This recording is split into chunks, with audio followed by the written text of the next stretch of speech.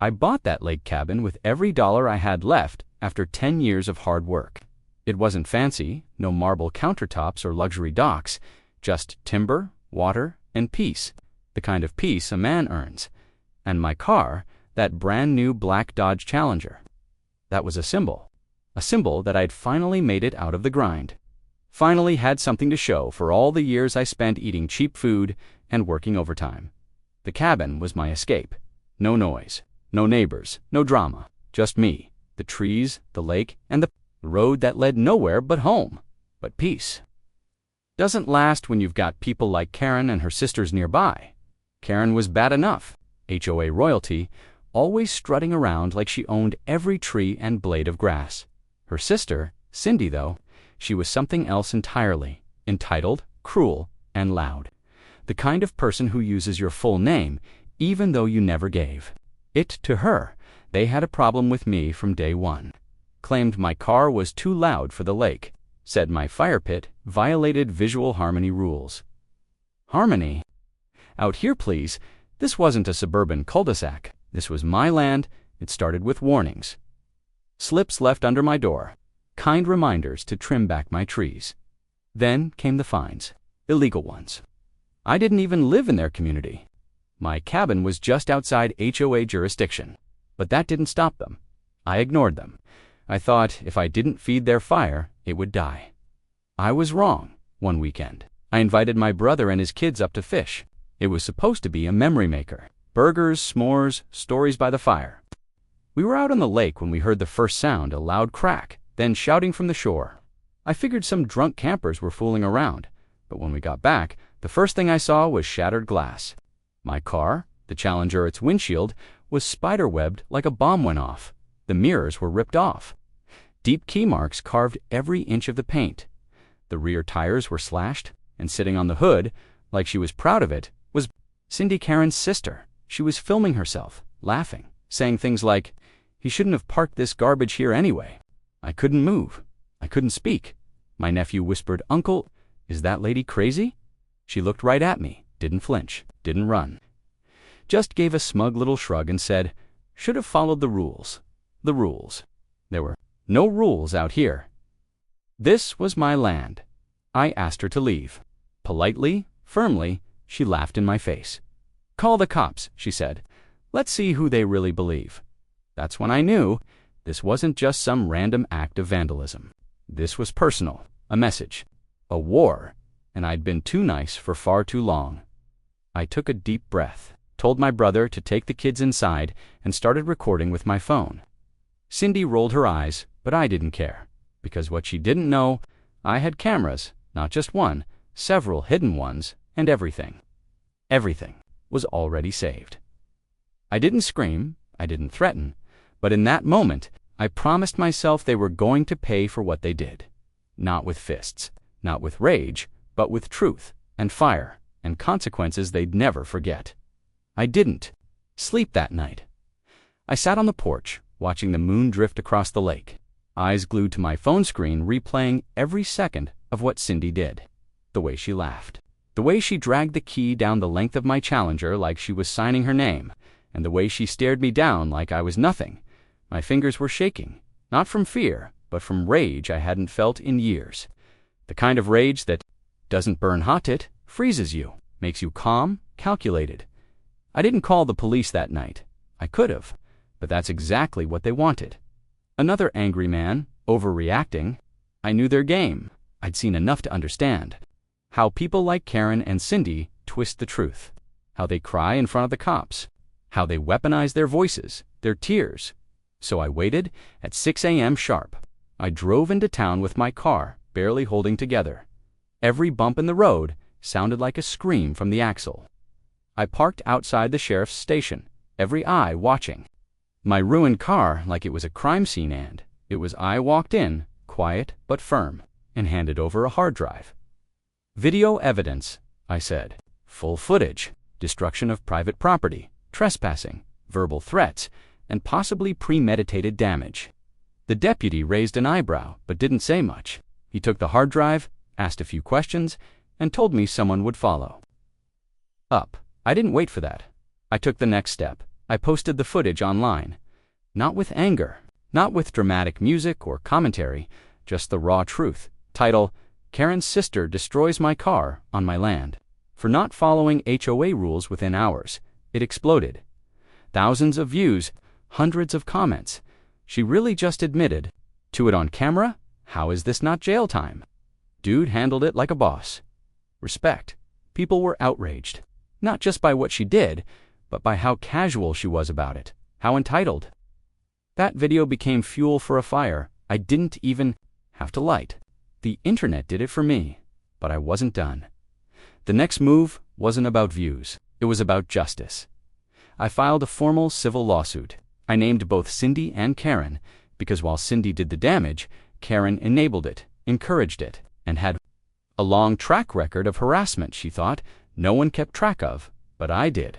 Every email, every text, every fake violation, notice she left taped to my door. I built a case like I was laying bricks, one solid piece at a time. When they got served, they thought it was a joke. Cindy even posted a picture of the papers on Facebook with the caption, LOL, cry harder. But when her lawyer saw the evidence, the tone changed fast, because it wasn't just vandalism anymore. It was defamation. It was targeted harassment. It was invasion of privacy. It was everything a judge could tear apart in court. And just when I thought I had them cornered, Karen made it worse. She showed up on my property, uninvited, with to MnDOT and what they tried to do next. That was the moment it stopped being a lawsuit and became something far more dangerous. It was around 3:45 in the afternoon when they showed up. I saw the dust trail long before I saw the truck. A big lifted silver pickup, loud, angry, and speeding down the gravel road that leads to my lake cabin like it belonged there. But it didn't. Nobody comes out here uninvited, not unless they're lost or looking for trouble. I stepped out onto the porch as the truck skidded to a stop near my damaged car. The engine idled like a growl, and out stepped Karen, hair pulled tight, sunglasses hiding whatever look she thought would intimidate me. Beside her were two men I didn't recognize, both bigger than her, one bald, one wearing a leather vest, like he thought this was a movie.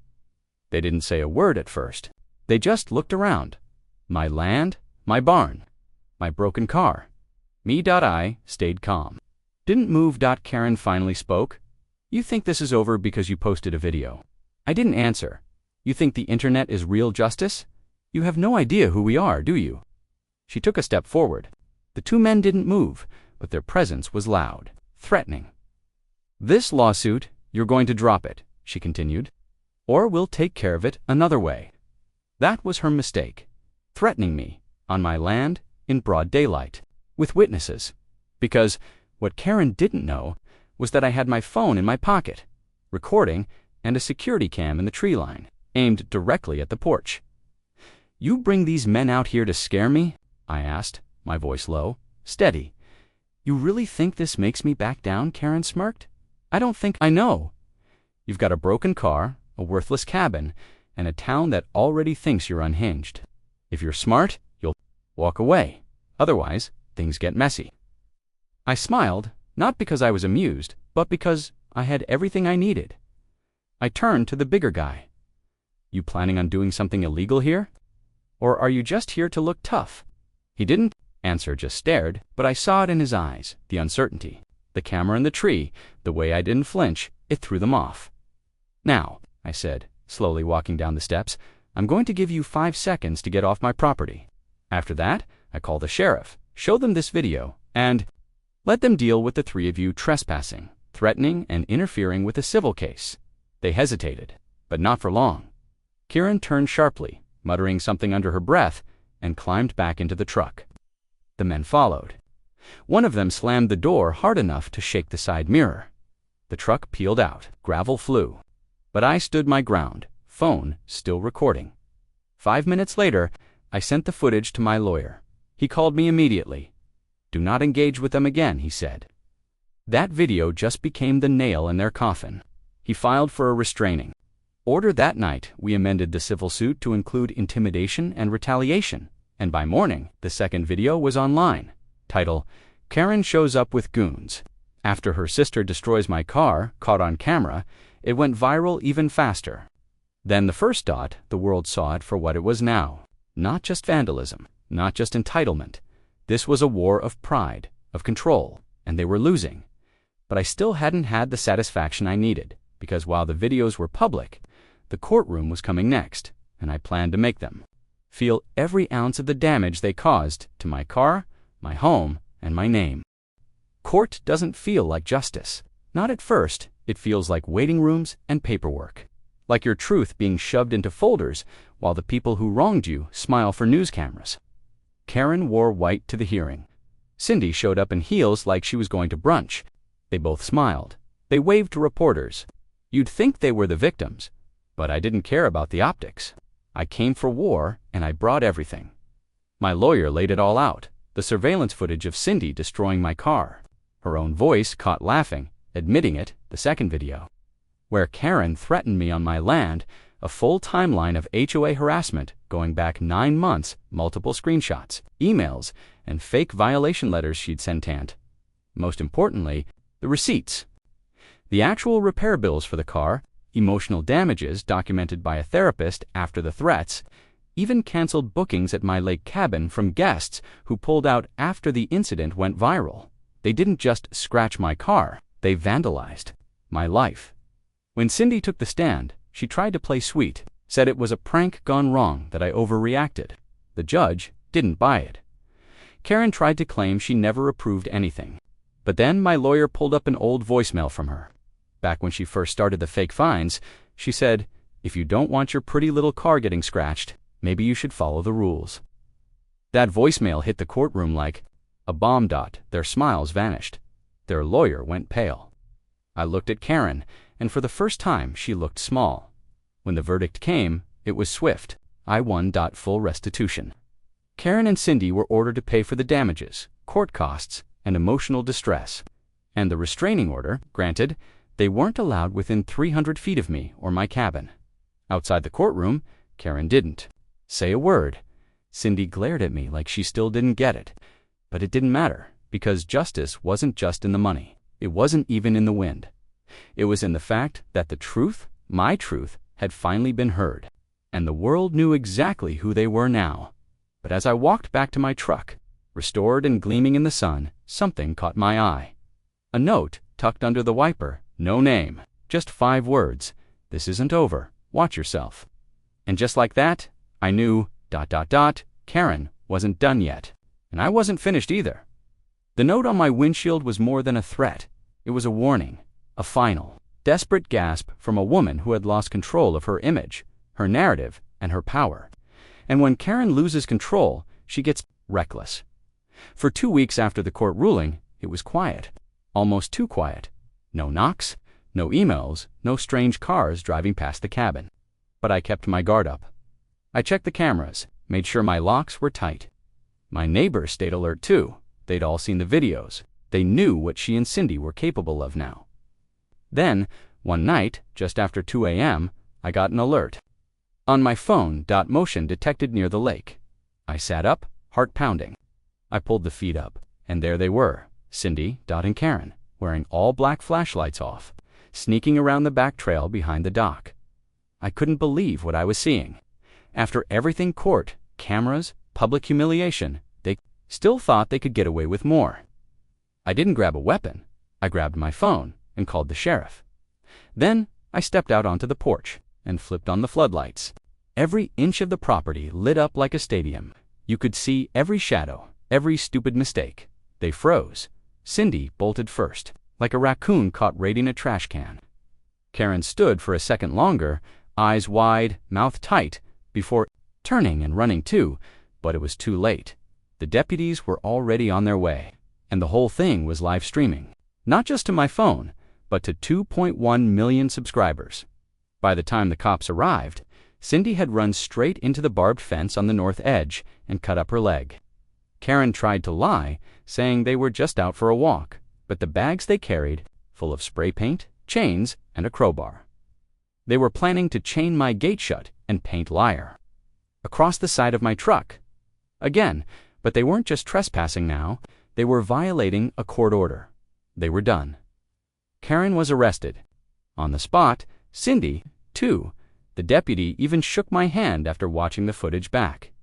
"You handled this exactly right," he said. And this time, there was no court spin, no twisted narrative, no PR team to clean up the mess. Karen's mugshot was on the morning news. Cindy's leg was stitched up in a county jail cell. And me, I posted the final video title, "Karen broke into my property." Again, after losing in court, this time, cops caught her. It hit 5 million views in 24 hours. But I didn't post it for views. I posted it because this was real. This is what happens when people think power gives them the right to destroy your peace, your home, your car, your life. I sat on the porch that night. Lake still, cabin safe, no more threats. And I said something on camera I hadn't said before. To anyone watching, stand your ground. Document everything. Don't let bullies win. And if you ever feel alone, know that the truth does win. Eventually, no matter how long it takes. So if you're still here, if you've been with me through this fight, subscribe. There's more coming, and let me know in the comments. Have you ever dealt with a Karen like this, or worse, a whole family of them?